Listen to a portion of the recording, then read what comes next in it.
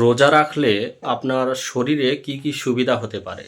কোন কোন রোগ থেকে আপনি মুক্ত পেতে পারেন? রোজা আপনার দেহের কি উপকার করতে পারে? বৈজ্ঞানিকভাবে প্রমাণিত হচ্ছে যে আপনি যদি 14 থেকে 16 ঘন্টা অভুক্ত অবস্থায় থাকেন, মানে দেহের ভিতরে কোনো খাদ্যই প্রবেশ না করান, তাহলে আপনার দেহের যে খাদ্যের প্রয়োজনীয়তা আছে সেই প্রয়োজন অনুযায়ী সে অসুস্থ কোষগুলিকে সুস্থ কোষগুলিতে ফেলবে।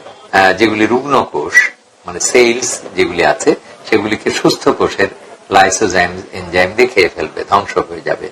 তাহলে রোজা রেখে রোজাটা একটা চিকিৎসা হিসেবেও ব্যবহার হবে।